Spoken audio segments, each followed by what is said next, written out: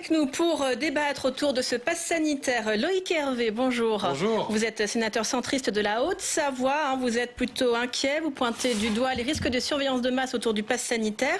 Et puis avec nous, Claude Maluret, bonjour. Président du groupe Les Indépendants, sénateur de l'Allier et médecin. Alors au contraire, vous avez demandé d'ailleurs la semaine dernière au gouvernement d'aller au plus vite, de mettre en place le pass sanitaire au plus vite. On va parler de tout cela avec vous, Loïc Hervé. Le pass sanitaire, on l'a entendu dans le sujet, ce n'est pas un pass vaccinal. On peut simplement avoir un test négatif, la preuve qu'on a des anticorps après avoir été infecté. Pourquoi ça ne suffit pas à vous rassurer ?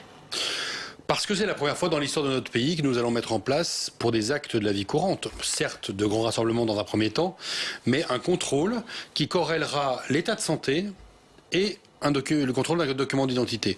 Ça n'existe pas et c'est pour moi quelque chose qui est attentatoire aux libertés publiques et qui représente en lui-même un risque de généralisation le jour où un variant, un mutant nécessitera qu'on ne reconfine pas le pays et qu'on dise voilà, ce pass sanitaire, on le met en place dans des actes de la vie encore plus courantes comme aller au restaurant. Rappelons que pour l'instant c'est jusqu'au 30 septembre, oui. Limité aux grands rassemblements, mais vous dites...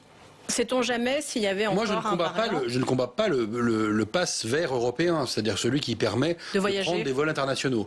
Mais sur le territoire national, je pense qu'il y a un vrai risque à mettre en place ce type d'outil parce que c'est un précédent et qu'on ne l'a jamais fait et que je ne suis pas sûr qu'il soit nécessaire d'innover en la matière.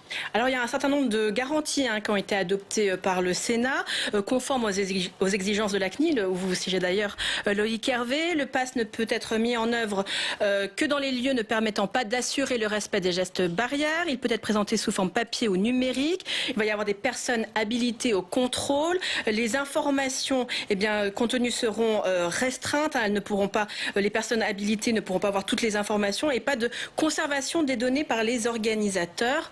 Claude Maluret, est-ce que pour vous, ce pass, du coup, avec toutes ces précautions, est suffisant? Et puis quand même, votre réponse à ce que dit Loïc Hervé. On dit pour l'instant, ça s'arrête le 30 septembre.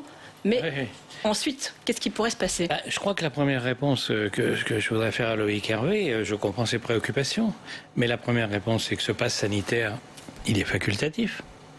Donc si vous voulez pas qu'on vous demande le problème de la carte d'identité, ce pass est facultatif. Si vous voulez pas de pass, vous vous présentez lors des grands rassemblements ou aux frontières avec un certificat de vaccination ou chose comme vous faites pour la fièvre jaune quand vous allez en Afrique ou autre. Donc le premier point, je comprends son argument. Si c'était obligatoire, ça poserait un problème. Mais on peut présenter l'un des trois documents. Voilà, donc ce n'est pas obligatoire. Deuxièmement, la carte d'identité, c'est peut-être un précédent en matière sanitaire, mais la carte d'identité, vous la présentez tous les jours. Quand vous avez moins de 25 ans au cinéma et que vous voulez une réduction, vous présentez votre carte d'identité. Quand vous allez chez Carrefour et que vous voulez la carte du magasin, que la caissière vous propose la carte de réduction, elle vous fait remplir avec la carte d'identité. Quand vous prenez le billet de train, si vous ne le prenez pas sur Internet, si vous le prenez au guichet, on vous demande votre carte d'identité. Donc la carte d'identité, on nous la demande souvent. C'est pas quelque chose de... donc sur ce point, je pense que ça n'est pas un problème majeur et que le précédent n'est pas majeur, loin de là. Et sur le côté des données... La deuxième chose qu'il faut dire, c'est qu'il n'y a que deux situations aujourd'hui où on va vous demander le pass sanitaire. C'est le franchissement des frontières, et ça de toute façon c'est déjà le cas. Oui. Vous ne passez pas une frontière sans vos documents d'identité, et les grands rassemblements de plus de 1000, probablement à partir du 9 juin, de 5000 personnes, c'est-à-dire festival culturel ou match de foot. Franchement, alors que ça va nous permettre évidemment de retrouver toutes les libertés qu'on avait supprimées, de retrouver les matchs de foot, retrouver les... Vous dites sur le pass sanitaire, ça n'exxisterait pas ce type de grands événements, on ne pourrait pas les organiser? Moi, je pose la question, on ne fait pas le pass sanitaire, on vérifie, on rouvre tout là. On dit on ne va pas prendre la précaution de ne pas recevoir des gens, de vérifier si les gens ne sont pas contagieux ou non. Qu'est-ce qu'on fait? On rouvre tous les stades et on se retrouve dans la situation du deuxième confinement ou du premier confinement, c'est-à-dire qu'on est obligé du premier au deuxième déconfinement, on est obligé de reconfiner, ou bien on les laisse fermer. Où est la majeure atteinte aux libertés? C'est bien entendu tous les acteurs de la culture, tous les sportifs, tout le monde dit aujourd'hui, mais quand est-ce qu'on va rouvrir? Dans ces circonstances-là, qui sont quand même très très peu fréquentes dans la vie quotidienne, je pense que le gain en matière de liberté est supérieur au problème que ça pose en matière de liberté. Il y a un autre sujet aussi, Loïc Hervé, c'est le fait que ces données soient enregistrées enregistrés numériquement, disponibles dans nos smartphones. Est-ce que ça, pour vous, c'est un sujet d'inquiétude? Ouais, vous savez, vous l'avez rappelé, que je siège à la Commission nationale informatique et liberté, la CNIL, et que une de nos préoccupations, qui est aussi une préoccupation du législateur, parce que toutes les mesures prises par le Sénat et les garanties posées par le Sénat, c'est un travail énorme de la Commission des lois que je salue. Notre crainte, c'est de voir se mettre en place une société du solutionnisme technologique. C'est-à-dire qu'on va trouver dans cet appareil que nous avons tous sur nous tout le temps, la solution, et on va pouvoir mettre un certain nombre de données et rendre cet appareil totalement indispensable. Il y a des avantages à cela, mais il y a aussi des risques, et donc il faut toujours avoir une mesure entre les deux. Pour le bénéfice et le risque, comme pour tout, comme pour les vaccins. Avec Claude Malhuret, c'est pas un scoop. On est assez proche sur un plan politique. Lui estime que c'est un accommodement raisonnable que de mettre en place ces outils-là. Moi, dès Stop Covid, devenus tous anti-Covid, j'ai dit que ça représentait pour moi des risques importants et que ce que nous mettons en place aujourd'hui... C'est quoi les risques exactement, concrètement pour vous? C'est le fait que c'est un peu comme la dynamite. La dynamite, quand elle est inventée, elle sert à faire des choses utiles. Et puis elle sert à inventer des bombes. Et donc, ce type de dispositif, une fois qu'il est créé, une fois qu'il est inventé, il peut être utilisé à d'autres fins. Et demain, d'autres crises sanitaires, politiques, économiques justifieront peut-être que nous disions mais on l'a déjà fait. Et vous savez, on est à un an de l'élection présidentielle. Je ne voudrais pas que, d'une part, les partis les plus extrémistes soient ceux qui proposent aux Français d'être affranchis des contraintes des libertés, et que ceux-là, une fois qu'ils auront pris le pouvoir, utiliseront tout le corpus juridique que nous aurons, nous, voté pour mettre en place d'autres systèmes bien plus attentatoires aux libertés publiques. Claude Malhuret, oui, vous vouliez réagir exactement là-dessus? Le problème que soulève Loïc Hervé existe, mais il nous montre son smartphone. Le problème n'est pas dans le smartphone. Le problème est dans l'exploitation des données, il est dans les fichiers. Or, les fichiers, il y a déjà des fichiers de santé, évidemment ils existent déjà. Vous avez 2 fichiers, depuis vous en avez beaucoup d'autres, notamment les 24 maladies à déclaration obligatoire.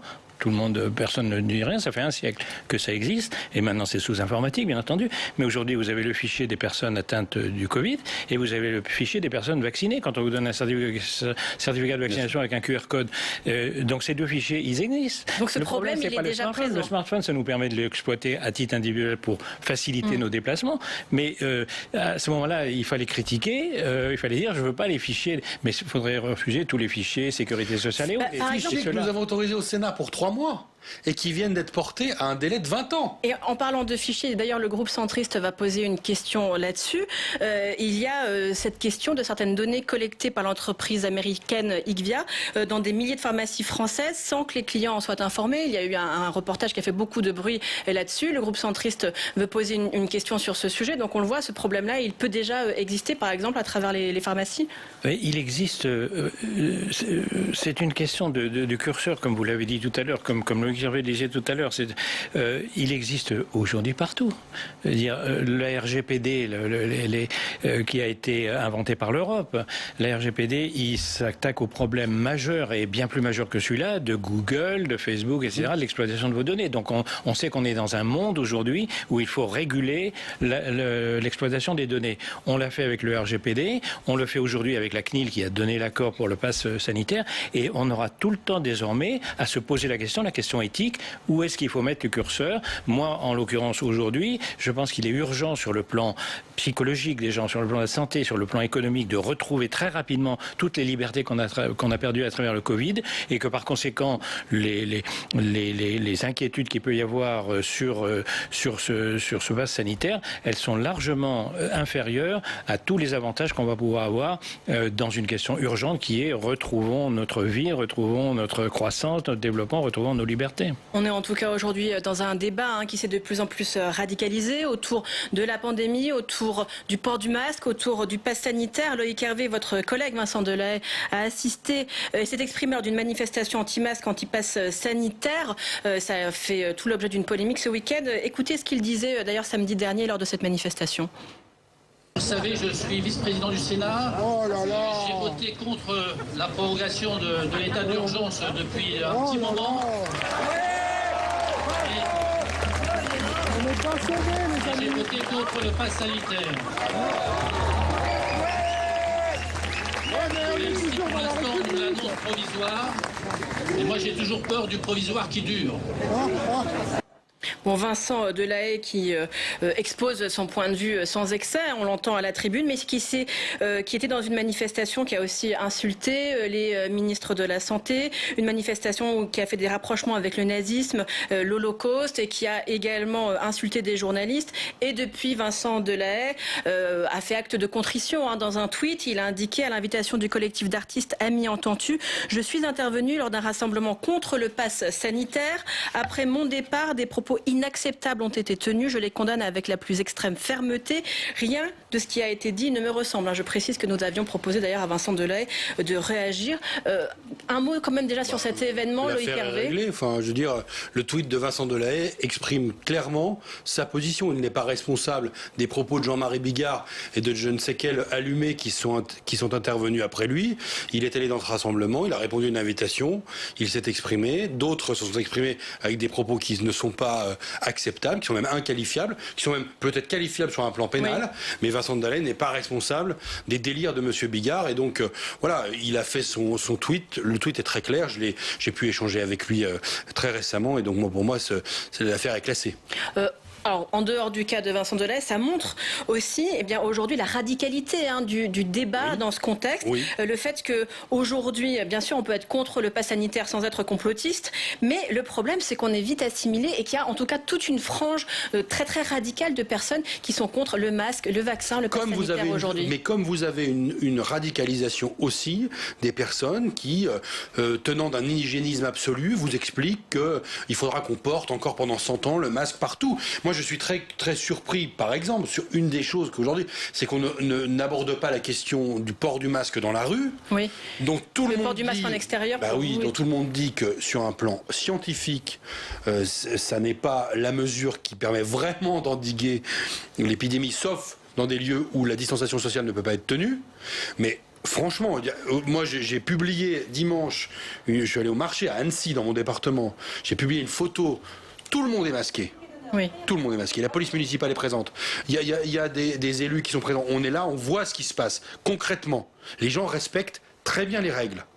Eh bien, vous avez sur les réseaux sociaux des délires de gens qui expliquent qu'on est trop près, qu'on est trop proche, qu'il y aura un troisième, quatrième confinement, etc. Donc vraiment, vous parlez de ceux qui. Il y a une radicalisation des deux côtés. Bien sûr. On est dans des donc extrêmes, moi qui suis, comme vous le savez, un modéré et sénateur de l'Union centriste, ce qui m'importe, c'est de trouver une voie médiane, une voie de raison, et qu'on remette de la rationalité là-dedans. Parce que si c'est pour écouter tous ceux qui ont des propos complotistes de part et d'autre, ça m'intéresse pas. Claude Maluret, vous vous êtes indigné la semaine dernière contre ceux que vous avez appelés les offusqués professionnels. Vous parlez des hygiénistes excessifs. Certains font leur beurre dans leur crise sanitaire des deux côtés pour vous? Oui, et puis ils font leur beurre politique. Parce que quand Loïc dit c'est sur les réseaux sociaux, etc., c'est essentiellement sur les réseaux antisociaux, effectivement. Et là, après tout, qui délirent entre eux, que les complotistes délirent entre eux sur les réseaux sociaux, c'est pas nouveau et ça continuera. Mais il y a quand même des responsables politiques. Regardez, depuis qu'il y a cette vaccination, depuis la fin de l'année dernière, vous avez des responsables politiques d'extrême droite, d'extrême gauche, des Dupont-Aignan, des Bardella, des Mélenchon, qui pendant 3 mois nous ont dit oh là là, le vaccin, ça me rassure pas. Enfin, je cite pas les mots exacts. C'était, il y en a un qui a traité, Dupont-Aignan a traité les Français de souris de laboratoire si on allait se faire vacciner. Ce qui a forcé le gouvernement à prendre beaucoup plus de précautions et à retarder la vaccination, à faire qu'elle aille moins vite, et ça c'est grave. Et puis maintenant, ils attaquent le gouvernement en disant ça va pas assez vite. On met des bâtons dans les roues de la charrette pour se plaindre après que la charrette n'avance plus. Et ça, c'est des gens qui font leur beurre politique. Une instrumentalisation. Il faut les dénoncer. Ces gens-là sont candidats à la présidence de la République, et voilà le genre d'argument qu'ils emploient. Je crois que oui, moi je suis là pour les dénoncer. Pour conclure, je voudrais, puisque vous parlez aussi de la question des vaccins, votre avis sur ce que recommande l'Académie de médecine ce matin. Loïc Hervé, elle recommande désormais la vaccination obligatoire pour de nombreuses professions et la vaccination des enfants et des adolescents, seul moyen selon elle d'atteindre, je la cite, une immunité collective suffisante pour contrôler l'épidémie. Qu'en pensez-vous? Alors moi, qu'on soit clair, je suis pro-vaccination. J'ai reçu ma première dose il y a quelques jours maintenant, et je suis favorable et j'encourage tous ceux qui le peuvent, qui le veulent, à être vaccinés le plus tôt possible. Ce sera le mieux et plus on atteindra vite l'immunité collective, mieux ce sera.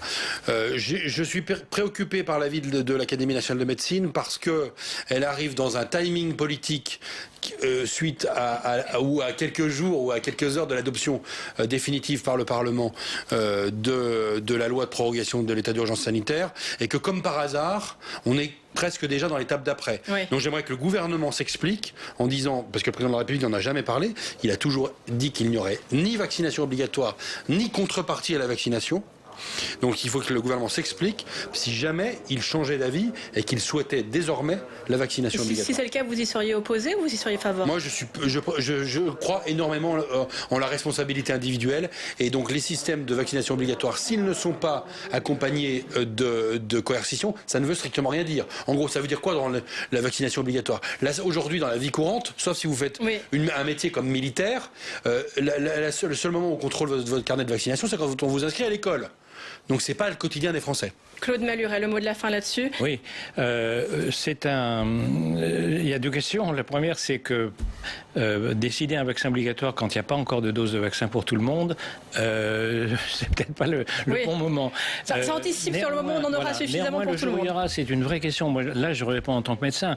La vaccination pour l'hépatite B pour les personnels de santé est obligatoire. Et par conséquent, c'est une vraie question. Je n'ai pas de réponse. Je ne sais pas si... il est vrai qu'on est dans un temps où tout ce qui est obligatoire est immédiatement contesté et c'est peut-être pas le bon moyen d'arriver. Mais je pense que l'Académie de médecine pose une vraie question. Est-ce que dans certaines professions, pour leur propre protection et surtout pour la protection de ceux dont ils s'occupent, la question se pose. J'ai pas de réponse, mais c'est pas une question scandaleuse. Allez, merci messieurs, restez avec nous. On va tout de suite rejoindre